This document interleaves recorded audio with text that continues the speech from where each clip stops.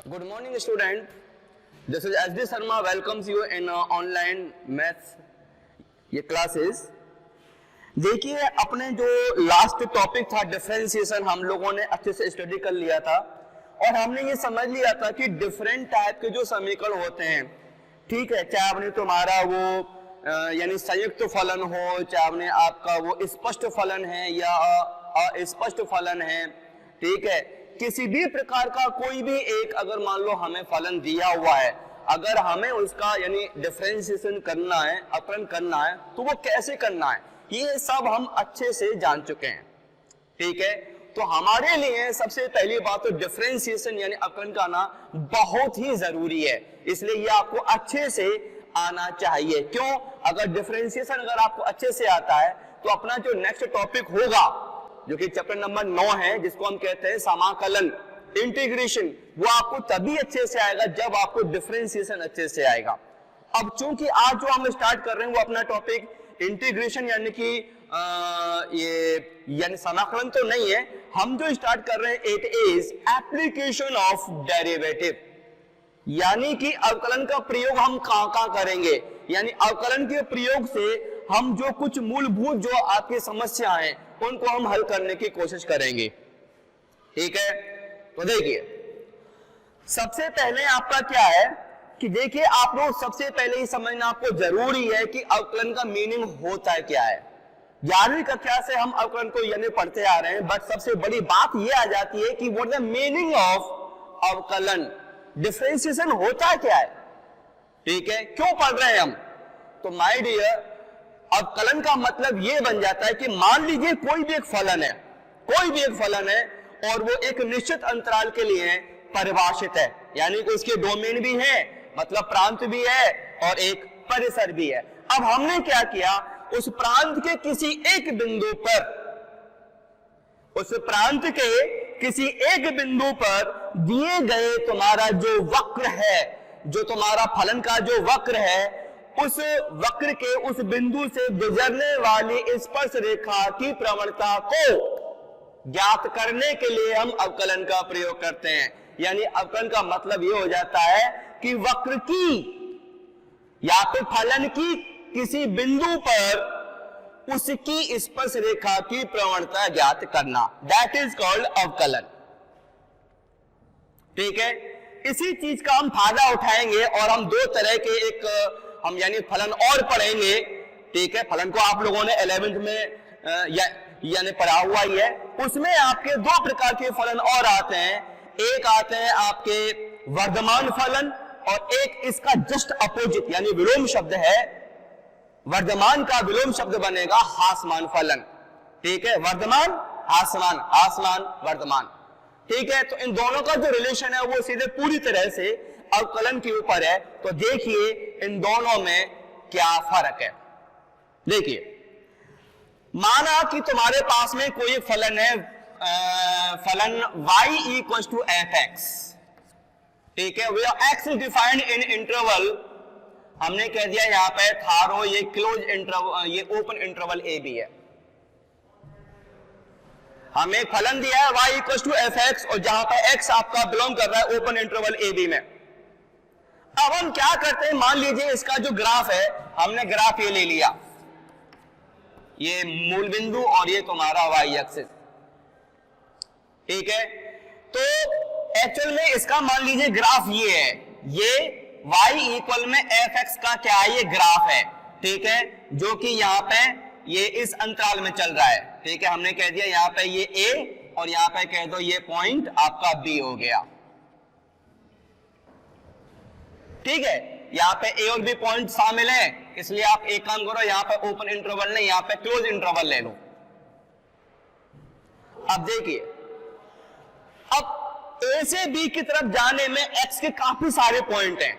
मान लीजिए हमने पॉइंट यहाँ पे दो ले लिए, एक x1 ले लिया और एक यहाँ पे हमने पॉइंट x2 ले लिया। आप अच्छे से जानते हैं कि जो x1 है वो x2 से छोटा है, x1 x2 से क्या है, छोटा है। अब हम क्या करते हैं, इस x1 बिंदु पर फलन का मान चेक करते हैं क्या बनेगा। तो सिंपल सी बात है, x1 पर जो फलन का मान बनेगा वो तुम्हारा क्या बनेगा, ये बनेगा, दिस इज कॉल्ड fx1। ठीक है, इस x1 बिंदु पर फलन का मान क्या बनेगा, fx1। ठीक है, अब हम क्या करते हैं, x का जो दूसरा मान हमने लिया था, दूसरा जो पॉइंट लिया था x2, अब हम यही मान हम x2 पर चेक करेंगे। तो देखिए ये तुम्हारा x2 और ये तुम्हारा मान बन जाता है, ये बन जाता है, दिस इज कॉल्ड fx2।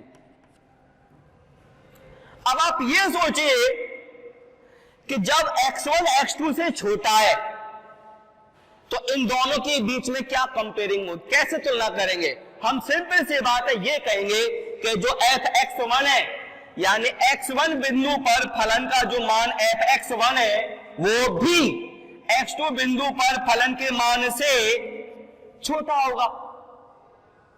सही है ना, क्योंकि x1 x2 से छोटा है इसलिए x1 बिंदु पर फलन का मान x2 बिंदु पर फलन के मान से छोटा होगा।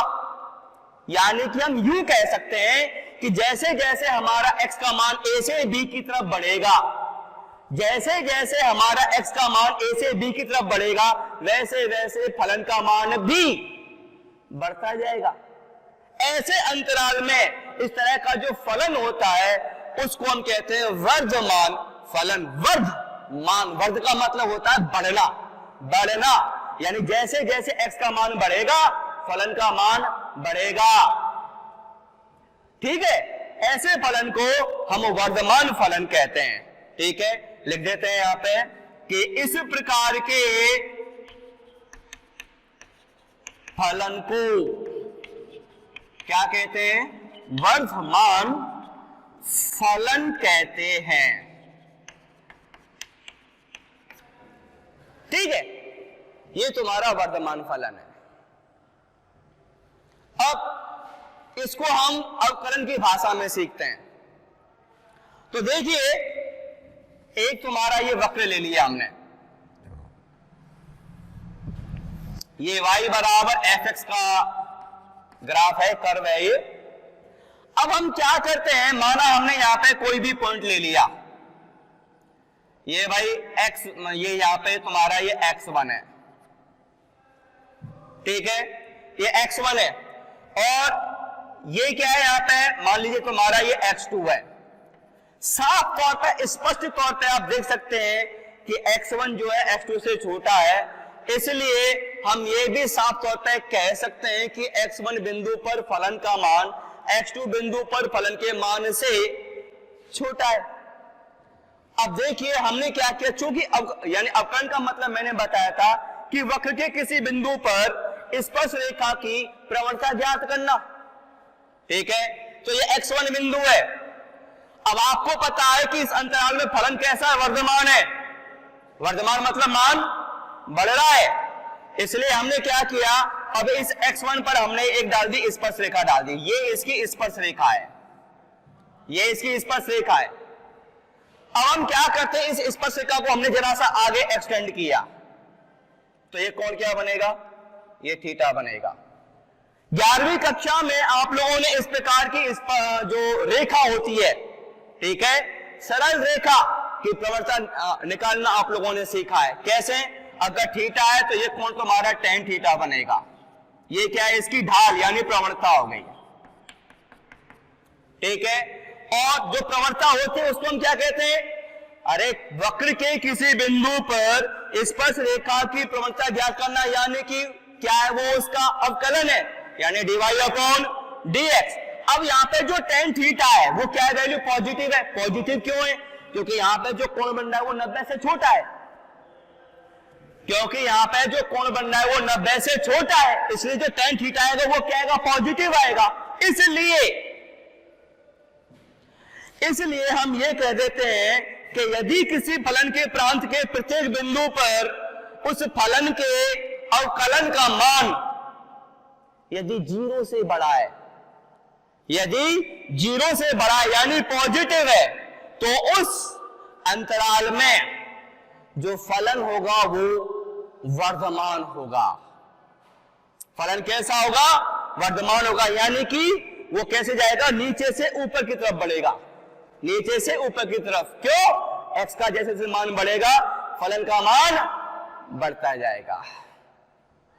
ठीक है, तो हम ये कह देते हैं, हमारा ये कंक्लूजन आ जाता है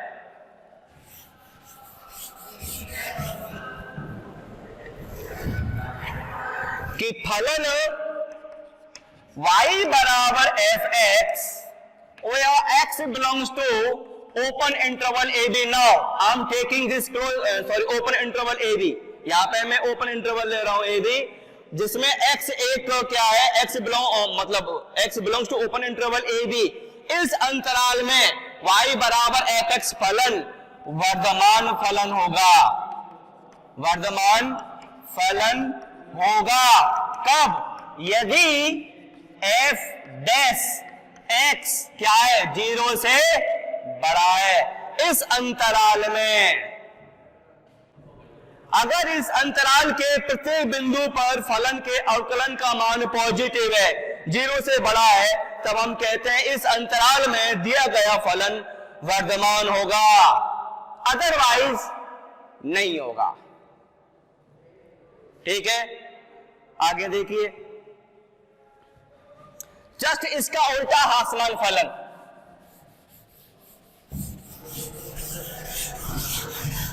इसका उल्टा क्या है? हासमान फलन। बिल्कुल जस्ट इसकी उल्टी कहानी है। ठीक है, कैसे? कि देखिए, अभी हमने फलन लिया था वर्धमान फलन, और हमने कहा था कि यदि x यानी जैसे जैसे x का मान बढ़ता जाएगा फलन का मान बढ़ेगा। ठीक है, इसलिए यहां पे हम फलन को वर्धमान फलन कह रहे हैं। लेकिन यदि x का मान बढ़ रहा है लेकिन फलन का मान अब घट रहा है, लाइक दैट,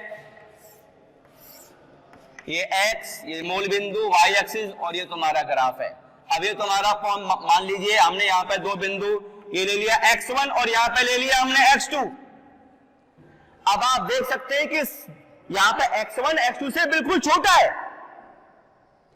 x1 x2 से छोटा है, लेकिन x1 बिंदु पर जो फलन का मान है x2 बिंदु पर फलन के मान से बड़ा है। ठीक है, क्या हम कह रहे हैं? x1 छोटा है x2 से, लेकिन fx1 जो है वो fx2 से क्या है? बड़ा है। इस तरह के फलन को हम हासमान फलन कहते हैं। हासमान, अरे हास का मतलब होता है घटना। यदि फलन का मान घट रहा है तो हासमान है, यदि फलन का मान बढ़ रहा है तो वर्धमान है। ठीक है, तो यहां पे रिजल्ट क्या बनेगा? हम कहेंगे कि अगर y बराबर जो fx फलन है, फलन जहां पे x belongs to open interval a b है, ठीक है, में हासमान फलन कहलाएगा। यदि क्या? f डैश x का मान क्या होना चाहिए? अभी नेगेटिव होना चाहिए। वर्धमान के लिए f डैश x क्या था? पॉजिटिव था, लेकिन हासमान के लिए f डैश x क्या है? वो नेगेटिव होना चाहिए।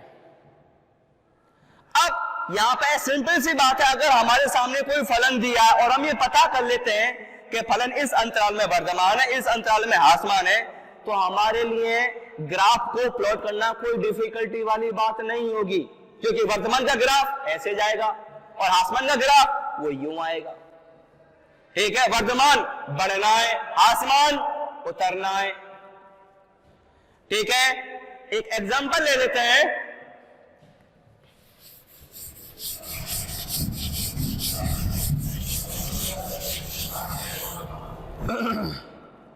देखिए,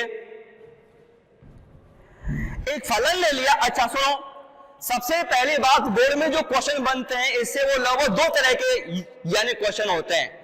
या तो हमें फलन दिया होगा और हमें यह पूछेगा किस अंतराल में दिया गया फलन वर्धमान है और हासमान है। एक क्वेश्चन तो ये बनता है। दूसरा क्वेश्चन क्या हो सकता है? हमें फलन दिया है और एक अंतराल दिया है और हमसे पूछेगा उस अंतराल में वर्धमान है या हासमान है। ठीक है, जैसे देखिए एक क्वेश्चन ले लेते हैं। क्वेश्चन क्या है हमारे पास? मान लीजिए एक फलन है fx बराबर, हमने कह दिया x² - के 2x + के 3। Find the interval in which this given function is either increasing और डिक्रीजिंग। मतलब ये कि वो अंतराल ज्ञात करो जिनमें दिया गया फलन वर्धमान है अथवा ह्रासमान है। तो देखिए भाई कैसे करेंगे। तो मैं जैसा कि बता चुका हूं कि फलन वर्धमान होगा यदि फलन के अवकलन का मान शून्य से बड़ा है, ठीक है, और फलन ह्रासमान होगा यदि फलन के अवकलन का मान शून्य से छोटा है, ठीक है। तो देखिए अब एक चीज जरा इसको मैं बताऊं इससे पहले जरा एक चीज और समझ लो भाई। माना ये फलन है एक्स वाई हमने ले लिया और ये हमने एक फलन ले लिया, ये है ना। अब सपोज करो कि यहां पे हमने एक ये पॉइंट ले लिया, this point is called C point. अब ध्यान से देखने वाली बात है, अब जब हम इस पॉइंट से लेके यहां तक चलेंगे, यहां पे हम देख सकते हैं फलन का मान बढ़ रहा है और दूसरी बात dx यानी अवकलन का जो मान होगा वो इस फलन के प्रत्येक बिंदु पर, ठीक है, क्या रहेगा, वो पॉजिटिव रहेगा। इसलिए हम ये कह देते हैं कि यहां से लेकर यहां तक के प्रत्येक बिंदु पे फलन जो है ये वर्धमान है। लेकिन जैसे ही हम सी पॉइंट पे पहुंचे, अब यहां पे क्या है कि सीधे जो अवकलन है यानी यहां पे dy/dx क्या बन रहा है, 0 से बड़ा। लेकिन ये जो सी पॉइंट है, जैसे ही हम सी पॉइंट पे पहुंचे, अब जो फलन का जो अवकलन है यानी यहां पे वो हम कह देंगे dy/dx अब बन रहा है यहां पे 0, यहां पे 0 बन गया। क्यों? क्योंकि यहां पे जो स्पर्श रेखा है वो बिल्कुल एक्स अक्ष के समांतर हो गई, क्योंकि यहां पे स्पर्श रेखा एक्स अक्ष के समांतर हो गई है। इसलिए इस सी बिंदु पर इस स्पर्श रेखा की जो प्रवणता है वो क्या हो गई, 0 हो गई। अब जैसे ही हम सी से आगे बढ़े और यहां तक पहुंचे, अब हम देख रहे हैं फलन का मान घट रहा है और साथ के साथ तुम्हारा जो ये dy/dx है यानी अवकलन वो तुम्हारा 0 से छोटा हो रहा है। कहने का मतलब ये है, आप देख सकते हैं ग्राफ से इस बिंदु से इस बिंदु तक हम कह देंगे ये फलन कैसा है, ये वर्धमान है, और इस बिंदु से इस बिंदु तक ये तुम्हारा फलन हो गया ये ह्रासमान। अब सारी कहानी यहां से बन रही है, यहां से बदल रही है इसी बिंदु से। कैसे? सी बिंदु से जस्ट लेफ्ट में आए तो वर्धमान है और सी बिंदु के जस्ट राइट में आए तो तुम्हारा ये ह्रासमान है, ठीक है। यानी कि सी बिंदु से कहानी पलट रही है। तो इस प्रकार के जो सी बिंदु होते हैं उनको हम कहते हैं टर्निंग पॉइंट। टर्निंग पॉइंट या फिर हिंदी में कहते हैं क्रांतिक बिंदु। क्रांतिक बिंदु किनको? ये सी पॉइंट को, सी बिंदु को हम क्रांतिक बिंदु कहते हैं। इंग्लिश में कहते हैं क्रिटिकल पॉइंट्स, ठीक है, ये सी बिंदु को यहां पर हिंदी में क्या कहते हैं, क्रांतिक बिंदु, ठीक है। यानी अगर हमें ये सी बिंदु मिल जाए तो हम पता कर सकते हैं कि यहां से, जैसे माना अगर ये थारो सी पॉइंट है तो ए से सी में ये वर्धमान है कि ह्रासमान है, या फिर सी से मान लो ये पॉइंट थारो बी है तो सी से बी में वर्धमान है कि ह्रासमान है। यानी कि अब हमें ये पता करना बेहद जरूरी है कि तुम्हारा जो सी पॉइंट है वो है कहां, यानी कि वो बिंदु कौन सा है जिस पर कि dy/dx बराबर 0 है, ठीक है। अब इसको मैं कल आगे में स्टडी करूंगा, आप इसको समझें और इसके बेस पर अपने जो एग्जाम्पल्स हैं उनको निकालने की कोशिश करें। Thank you.